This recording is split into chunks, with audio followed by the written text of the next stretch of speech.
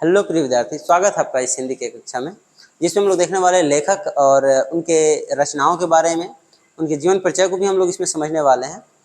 और इसमें class 12th में जो भी हिंदी का चैप्टर्स और उसके राइटर्स हैं, उन सभी राइटर्स के बारे में हम लोग देखेंगे। उनके जन्म तिथि, मरण तिथि और साथ ही साथ उनके जीवन के अन्य महत्वपूर्ण पहलुओं को देखेंगे। और सबसे महत्वपूर्ण बात यह है कि हम इसमें जो है उनके द्वारा रचित महत्वपूर्ण रचनाओं को देखेंगे, जो एग्जाम के दृष्टिकोण से काफ़ी महत्वपूर्ण है। आपको ये पता होगा, आपने 10th का बोर्ड दिया होगा और उस समय भी आपके एग्जाम में लेखक से संबंधित कम से कम 5-6 क्वेश्चन जरूर रहे होंगे। और यहाँ भी उसी तरह का है, कम से कम 5-6 क्वेश्चन जो है ऑब्जेक्टिव लेखक से एकदम डायरेक्टली जो है संबंधित रहता ही है।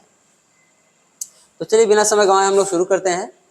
और इस तरह से हमने तैयार किया है इस पीपीटी को या पीडीएफ कह लो, जिसमें हर एक स्लाइड पर लेखक का चित्र होगा, जिसे आप देख करके अपने मन में लेखक के प्रतिबिंब भी बना पाएँ, साथ ही साथ चीज़ें समझने में इजी हो, इसलिए मैंने पहले से तैयार करके रखा है। जैसे कि पहला चैप्टर है जिसका नाम है, देखो, तो जो पहला चैप्टर है राइटर हैं मलिक मोहम्मद जायसी, और ये मलिक मोहम्मद जायसी जी का तस्वीर है। और इनका जो नाम है इनके जन्म स्थल के आधार पर रखा गया। जैसे कि मान लो कोई अगर पटना में जन्म लिया तो पटनैया कह देते हैं हम लोग, छपरा से अगर कोई संबंधित है तो छपरहिया कह देते हैं, बिहार से तो बिहारी कह देते हैं। उसी तरह से जो यहाँ है, यहाँ मलिक मोहम्मद जायसी जी हैं, इनका जन्म जायस नामक गांव में हुआ था। निवास स्थल जो था वो जायस में था, और ये जायस पड़ता है अमेठी उत्तर प्रदेश में पड़ता है, इसलिए इनका नाम पड़ गया मलिक मोहम्मद जायसी। यहाँ पे डबल मलिक हो गया, सिंगल ही मलिक हुआ, ठीक है। तो मलिक मोहम्मद जायसी जी का जन्म जायस में था और यह अमेठी उत्तर प्रदेश में पड़ता है। नाम से तो उनका स्थान भी पता चल गया। दूसरी चीज आपको याद रखना है, इनका जो जन्म है 15वीं शताब्दी के उत्तरार्ध में हुआ था, अनुमानतः 1492। अब चूंकि ये काफ़ी पुरानी घटना है और आपको ये पता होगा कि जो बड़े बड़े लोग होते हैं, राजा महाराजा, उनके चीज़ों को, उनके घटनाओं को काफ़ी बारीकी से कहीं ना कहीं मेंशन कर लिया जाता था। लेकिन जो सामान्य जन थे, आम जन थे, उनसे संबंधित घटनाओं का कोई भी मेंशन करना कोई अनिवार्य नहीं समझता था और होता भी नहीं था। इसलिए इनके जन्म के बारे में जब ये सामान्यतः रहे होंगे, छोटे रहे होंगे या जब जन्म लिए रहे होंगे, तो मेरा मानना है कि इनकी स्थिति वो नहीं रही होगी कि इनके जन्मदिन को मेंशन किया जाए। इसलिए यहाँ पर जो है अनुमानतः लिखा गया है। अनुमानतः में ऐसा आइडिया लगाया जाता है, लगभग की बात की जा रही है। 15वीं शताब्दी आपको याद रखना है, ठीक है। दूसरी चीज आपको याद रखना है कि इनका मृत्यु जो है 1548 में अनुमानतः। तो जहाँ अनुमानतः की बात आ गई, ये आपसे एग्जाम में नहीं पूछा जाएगा, इसलिए इस पर बहुत ज़्यादा दिमाग लगाने की कोई आवश्यकता नहीं है। तो आप इनका जन्म और मरण छोड़ दीजिए, ठीक है। आपको याद रखना है ये किस मार्ग के थे, तब प्रेम मार्गी कवि थे, ठीक है। और किस परंपरा के थे, तो सूफी काव्य परंपरा। सूफी जो है इस्लाम धर्म से संबंधित एक शाखा थी, जिसमें भजन कीर्तन के माध्यम से ईश्वर को प्राप्त करने की बात कही जाती थी। तो इस सूफी परंपरा के थे, और सूफी परंपरा में ये किस मार्ग के थे, तो प्रेम मार्गी थे। यानी इनका जो मानना था कि ईश्वर को प्राप्त करने के लिए प्रेम मार्ग को अपनाना पड़ेगा। हमें इस सृष्टि से और इस सृष्टि में रहने वाले हर जीव से प्रेम करना होगा, क्योंकि ये सब ईश्वर की रचना है। और ईश्वर की रचना से अगर हम प्रेम नहीं करेंगे तो फिर ईश्वर से प्रेम नहीं होगा, और जब ईश्वर से प्रेम नहीं होगा तो ईश्वर की प्राप्ति कभी संभव नहीं है। प्रेम मार्गी लोगों का यह विचार है, यह मानना है। और प्रेम मार्गी थे अपने मलिक मोहम्मद जायसी जी, और इसलिए हम कह सकते हैं कि इनका विचारधारा इस तरह से रहा होगा। दूसरी चीज आपके लिए एक इम्पोर्टेंट हो जाता है परीक्षा के दृष्टिकोण से, इनकी कुछ रचनाएं, जिसमें से यहाँ पे कुछ लिखा है पद्मावत। यह क्या था, एक महाकाव्य था। 2 ऑब्जेक्टिव हो गया। पद्मावत किसकी रचना है, तो पद्मावत मलिक मोहम्मद जायसी जी की रचना है। बाबू एक काम और करना, जैसे जैसे हम बोल रहे हैं, अब रामचंद्र वाला बात नहीं, जैसे कि जब भी हम रचना के नाम बोलें या इनके बारे में कोई इंपॉर्टेंट फैक्ट बोलें, तो मेरे साथ आप दोहराया कीजिए, ना अगर बोल करके तो मन में ही सही आप दोहराया कीजिए। दोहराने से क्या होगा कि आप वीडियो देखते समय ही आप इसको ईजिली तरीके से जो है याद कर पाएंगे। तो मलिक मोहम्मद जायसी की रचना है पद्मावत, ठीक है। और ये क्या था, एक महाकाव्य था। तो पद्मावत एक कविता की कहानी है, तो आपको सिंपल याद रखना है, ना कविता ना कहानी, ये एक महाकाव्य है। दूसरी चीज अखरावट, ध्यान से रखना, बाद में ट्रिक बताएंगे। पद्मावत, अखरावट, आखिरी कलाम, चित्ररेखा, कहरनामा और मसलनामा। देखो नामा हो और चाहे हो आवत, अखरावट, पद्मावत, ये दोनों किसी रचना है तो मलिक मोहम्मद जायसी जी की है। उसके बाद में कहरनामा और मसलनामा, ये दोनों के दोनों जो है ये मलिक मोहम्मद जायसी जी की रचना है। तो हम समझते हैं कि आपको कम से कम ये 3-4 बातें याद हो गई होंगी कि इनका जन्म जो है जायस में हुआ था और जायस उत्तर प्रदेश के अमेठी में पड़ता है। दूसरा बात आपको ये भी याद हो गया होगा कि पद्मावत किसकी रचना है, और तीसरी बात ये भी याद हो गया होगा कि पद्मावत कैसी रचना है। तो पद्मावत एक महाकाव्य है। ठीक है, और उम्मीद करते हैं कि ये समझ में आ रहा होगा। और फिर भी यदि कोई समस्या हो तो आप कमेंट के माध्यम से अपनी बातों को शेयर कर सकते हैं और अगले बार हम उसका निदान जरूर करेंगे।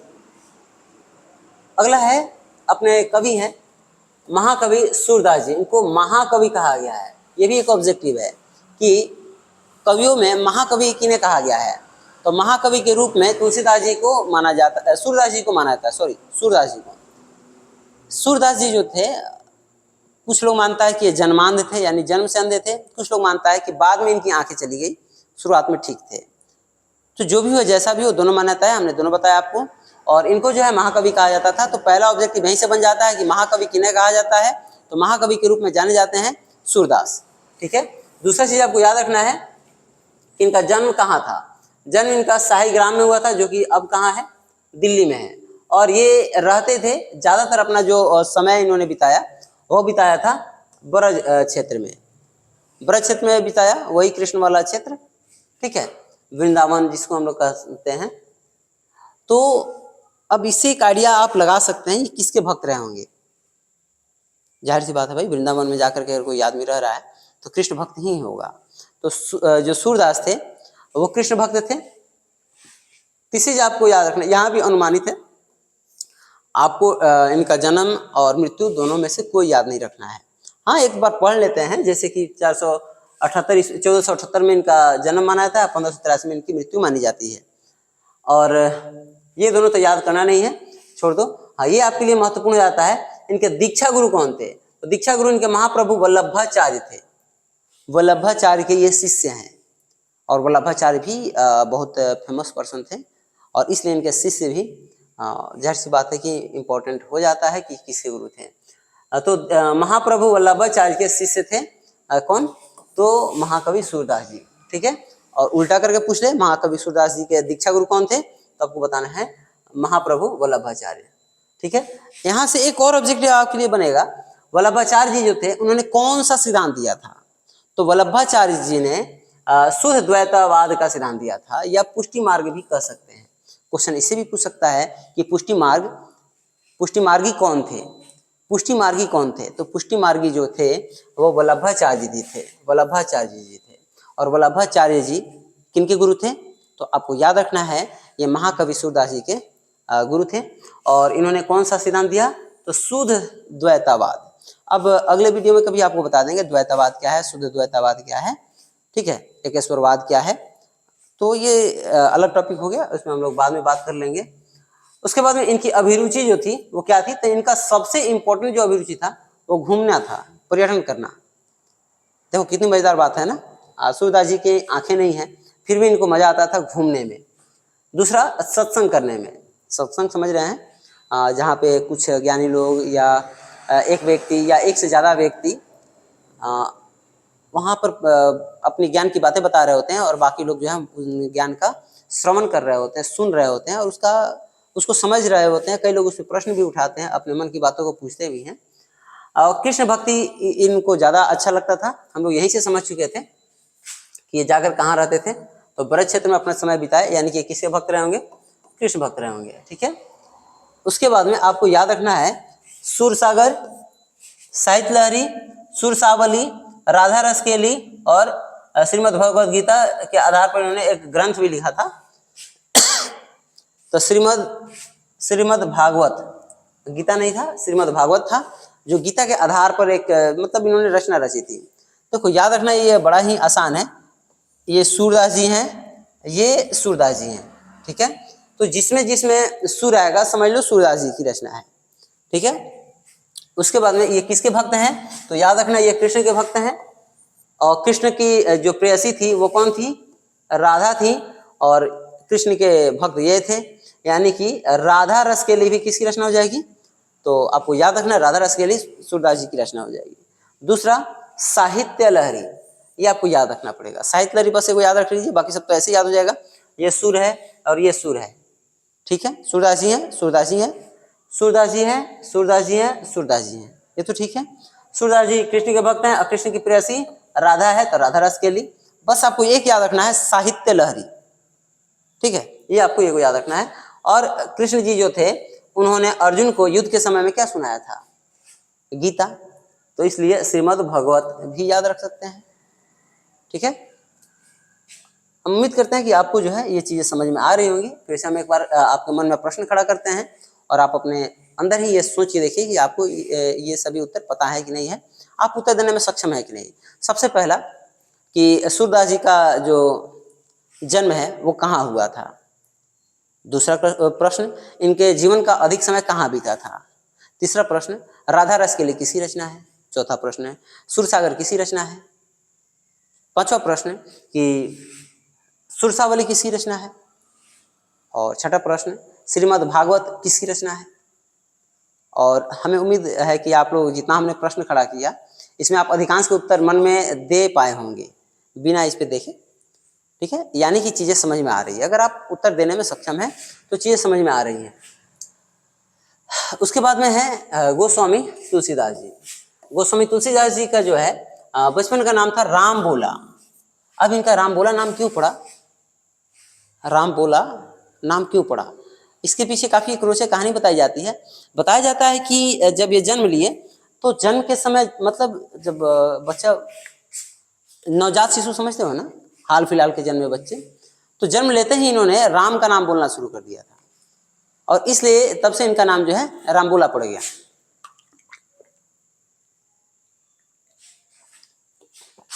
ठीक है।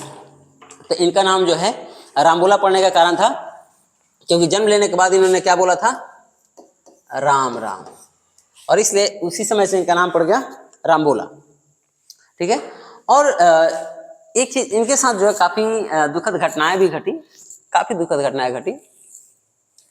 उनको इन सभी बातों को जो है लेखक के बारे में जब हम वीडियो लाएंगे, एक लेखक के बारे में एक वीडियो, उनके जीवन परिचय और उनके पीछे की सारी कहानियों को, तो उसमें ज़्यादा डिटेल से समझेंगे। लेकिन यहाँ थोड़ी थोड़ी चीज़ें समझते चलते हैं। सबसे पहला बात तो समझ गए कि तुलसीदास जो है ये किसके भक्त होंगे। अगर आपसे एक क्वेश्चन पूछा जाए, अभी हम कोई चीज़ नहीं बताएं, बस जितना बताएं उतना में से आइडिया लगा के बताइए कि किसके भक्त रहे होंगे, कृष्ण जी के कि हनुमान जी के। भाई ये राम जी के भक्त रहे होंगे। राम बोला, जन्म लेते जब कोई बच्चा राम राम बोल रहा है यानी किसके भक्त होंगे, तो राम के भक्त थे, ठीक है। दूसरा चीज आपको याद रखना है कि इनकी माता थी हुलसी और इनके पिता थे आत्मा राम दुबे। सत्यनारायण भगवान की कथा में इनके माता का नाम आता है, माता हुलसी थी और जो पिता थे आत्माराम दुबे थे। तुलसी के माता हुलसी, आप याद आसानी से कर सकते हैं, तुलसी की माता हुलसी, तुलसी की माता हुलसी, ठीक है। और हुलसता है, क्या हुलसता है, तो आत्मा हुलस हुलस के बोलता है, हुलस हुलस के गाता है। तो तुलसी की माता हुलसी, और जब हुलसी तो क्या, तो आत्मा, और आत्मा में कौन बसे हैं, तो ये किसके भक्त हैं, तो राम के भक्त हैं, तो आत्मा में राम बसे हैं, यानी आत्मा राम। बात समझ रहे हो, देखो कितने अच्छे से आप जोड़ के याद कर सकते हैं। तुलसी की माता हुलसी, हुलसा क्या, तो आत्मा, और आत्मा में कौन बसे हैं, तो राम बसे हैं, यानी तुलसी की माता हुलसी और तुलसी के पिता आत्मा राम दुबे, ठीक है। उम्मीद करते हैं ये चीजें याद हो गई होंगी आपको। इनकी पत्नी थी रत्नावली, जो तुलसीदास जी थे, तुलसीदास जी, इनकी पत्नी थी रत्नावली, काफी योग्य थी और स्वरूप भी थी। स्वरूप बोले हैं बाबू, ज्यादा हिंदी के चक्कर में गलती ना कर बैठना सब। सु माने जिसमें सु लगा है समझो कि वो बेहतर है, और जिसमें कु लगा है समझो कि उसमें नकारात्मकता की बात की जा रही है। जैसे कुरूप और सुरूप, सुरूप माने अच्छे रूप वाला और कुरूप मतलब खराब रूप वाला। तो इनकी जो पत्नी थी स्वरूप भी थी और साथ ही साथ अच्छे और योग भी थी, अच्छी थी। योग्य मतलब कि ज्ञान भी इनको अच्छा खासा था, पढ़ी लिखी थी। तो पत्नी रत्नावली थी, माता हुलसी थी और पिता आत्माराम दुबे थे। और बचपन का नाम इनका था रामबोला। रामबोला नाम क्यों पड़ा ये आपको अब पता चल चुका है। इनका जन्म जो है 1543 में माना जाता है और जो निधन है वो 1623 में माना जाता है। और कहाँ, तो काशी के 80 घाट पर। ठीक है, एक घाट इंपॉर्टेंट है जो इसमें नहीं है, फिर हम लोग उसमें जो डिटेल वाला वीडियो देखेंगे वहां पे हम लोग को पता चल जाएगा। जो इनका जन्म स्थान है वो राजपुर माना जाता है, जो उत्तर प्रदेश के बांदा जिला में पड़ता है। उत्तर प्रदेश के बांदा में राजपुर में इनका जन्म हुआ था और जन्म हुआ था 1543 ईस्वी में। किसका जन्म, तो ये जो आत्माराम के पुत्र हैं तुलसीदास जी, जिनका बचपन में नाम रामबोला था, उनका जन्म हुआ था।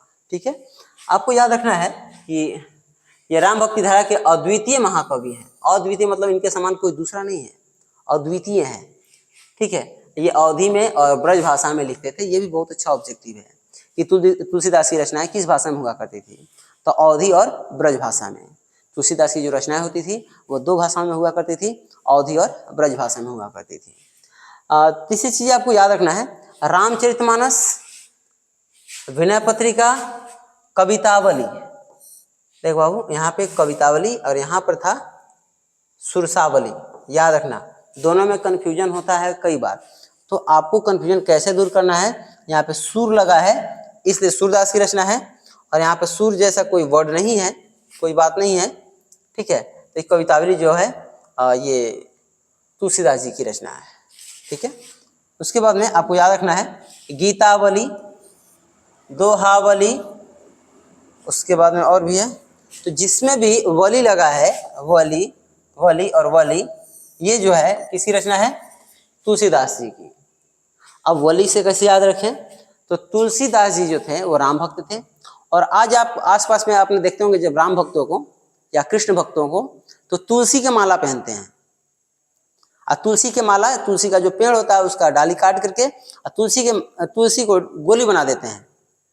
गोली वली, गोली वली, तुलसी का बना देते हैं गोली, गोली से याद रखना है वली, और जिसमें है वली वो तुलसी का ही होगा। ध्यान से, जो कृष्ण भक्त हैं या राम भक्त हैं, आप देख रहे होंगे गर्दन में तुलसी की माला पहन रहे हैं और तुलसी को बना देते हैं गोली, तो गोली से याद रखना है वली, तो तुलसी की रचना में वली लगा होगा। कवितावली, गीतावली, दोहावली। ठीक है, कवितावली, गीतावली, दोहावली, ये 3 रचनाएं जो है आपको उम्मीद करते हैं याद हो गया होगा। तुलसी का बना के गोली यानी कि वली, लोग आजकल पहन रहा है तो वली वली जौना में होगा वो सब इनका रचना है। तीसरा चीज आपको याद रखना है, ये तो लगभग सबको पता है कि जो रामचरितमानस है वो किसी रचना है, जो हम लोग के पास जनरली जो सीरियल वगैरह आप लोग देखते हैं रामायण का, वो रामचरितमानस के आधार पर ही बनाया गया है, और ये रामचरितमानस की जो रचयिता है वो गोस्वामी तुलसीदास जी ही हैं। उसके बाद में आपको याद रखना है कि राम लल्ला नहछु। अब राम जो है राम लल्ला कहा जा रहा है, कृष्ण लल्ला नहीं कहा जा रहा है। कृष्ण लल्ला कहा जाता है तो सूरदास के पास चले जाते हैं। राम लल्ला की बात हो रही है, राम के भक्त हैं तुलसीदास जी, तो राम लल्ला नहछु ये तुलसीदास की रचना है। उसके बाद में वैराग संदीपनी, चलो ये भी याद करवा ही देते, थोड़ा सा 2 मिनट समय दो। इनकी जो पत्नी थी, हमने कहा था रत्नावली, ये रूपवती भी थी और ज्ञानवान भी थी, और तुलसीदास जी उनसे अपार प्रेम करते थे, क्योंकि बचपन में उनके माता पिता जो है गुजर चुकी थी, और इसलिए उनके साथ उनका जीवन जो है लंबा समय तक अकेला बीता था। तो विवाह के बाद इन्होंने अपने पति से बहुत अधिक प्रेम किया, लेकिन उसी प्रेम की वजह से एक बार इनकी पत्नी ने धिक्कार दिया। धिक्कारना मतलब समझ रहे हो ना, डांट देना, डांट दिया, जिसकी वजह से इनको जो है वैराग उत्पन्न हो गया, यानी कि अपने पत्नी से अलगाव जैसा, बिछड़ाव जैसा महसूस होने लगा, और इन्होंने पत्नी को छोड़ करके राम भक्ति में अपना पूरा समय दे दिया। तो वैराग किसको उत्पन्न हुआ था, तो तुलसी जी को उत्पन्न हुआ था अपने पत्नी से। कौन थी पत्नी, तो रत्नावली। तो वैराग्य संदीपनी किसी रचना है, तुलसीदास जी की है। उसके बाद में जानकी मंगल, जानकी पार्वती जी का दूसरा नाम है, या जानकी सीता जी को भी कई लोग कहता है। ठीक है, तो जानकी या पार्वती मंगल ये किसी रचना है, तो तुलसीदास जी की रचना है। उम्मीद कर रहे हैं कि ये सारी चीजें भी आपको याद हो गई होंगी। उसके बाद में आते हैं अपने ये अगले कवि, जिनका नाम है नाभादास। नाभादास जी आते हैं, और नाभादास जी जो हैं इनका जन्म जयपुर के, राजस्थान के जयपुर में हुआ था, लेकिन ये भी कहाँ जाकर रह रहे हैं, वृंदावन में। बाबू ये भी रह रहे हैं कहाँ, वृंदावन में रह रहे हैं। तो थोड़ा सा तो गेस कर ही सकते हो किसके भक्त रहे होंगे। तो ये थे भक्त कृष्ण के, और साथ ही साथ राम भक्त भी थे, ठीक है। और इनका जन्म और मरण जो है ये आपको याद नहीं करना है, अनुमानित वाला है। जहां भी अनुमानित वाला दिखे तो कोशिश कीजिए उसको छोड़ दें, बस एक बार पढ़ लेना है कि हाँ इस समय की बात है 1570 और 1600 तक, मतलब सक्रिय रहे, मतलब कि उस समय लोग इनको देख पा रहे थे, सुन पा रहे थे। लेकिन उसके बाद में ये गायब हो गए, किसी को स्पष्ट जानकारी नहीं है कि कब और कहाँ कैसे मरे। इनके जो दीक्षा गुरु थे वो स्वामी अग्रदास थे, जिनको अग्र अली भी कहा जाता है, और स्वामी रामानंद के ये शिष्य थे। देखो स्वामी रामानंद के शिष्य थे अग्रदास, और अग्रदास के शिष्य थे नाभादास। ये महान गुरु रामानंद, रामानंद के शिष्य अग्रदास, और अग्रदास के शिष्य नाभादास, ठीक है। रामानंद के शिष्य अग्रदास, अग्रदास के शिष्य नाभादास थे। साहित्यिक विशेषताएं, राम भक्त संतों में प्रमुख थे, छप्य छंद के महान प्रणेता थे। छप्य मतलब 6 लाइनों वाला कविता होता था, और उसके जो जन्मदाता है कई लोग इनको ही मानते हैं, अधिकांश लोग इनको ही मानते हैं। तो आप भी इन्हीं को मान लीजिए कि छप्य छंद जो है उसके जन्मदाता कौन है, तो नाभादास जी हैं। लिखा है प्रमुख रचनाएं, भक्तमाल, अष्टजाम और अष्टजाम। ये जो है अष्टजाम जो है इन्होंने 2 तरह से लिखा था, एक तो ब्रज भाषा में लिखा था गद्य रूप में, और एक चौपाई रूप में लिखा था, ठीक है। चौपाई मतलब होता है 4 लाइन वाला, ठीक है। तो भक्तमाल आपको याद रखना है, भक्तमाल किसकी रचना है, तो भक्तमाल जो है नाभादास जी की रचना है, ठीक है। और वीडियो काफ़ी लंबा हो जाएगा अगर एक ही वीडियो में हम लोग सारे लेखक को देखेंगे। तो आज हम लोग इतना ही रहने देते हैं, और फिर अगले वीडियो में यानी कल है हम लोग बाकी शेष जो भी लेखक बच जा रहे हैं उनको इसी तरह से इसी क्रम में हम लोग याद करते चलेंगे। आपको ज़्यादा कुछ नहीं करना है, एक वीडियो को जैसे आपने अभी एक बार देखा, अब दूसरे बार में स्पीड को दुगुना कर लेना है, और दुगुना करके एक बार तेजी से देख लेना है। आपको चीज़ें यहीं पे याद हो जाएंगी, इसको लिखने की कोई आवश्यकता नहीं है। यदि फिर भी आप लिख कर नोट्स बनाना चाहें तो बना सकते हैं। चलिए मिलते हैं अगले वीडियो में, तब तक के लिए धन्यवाद।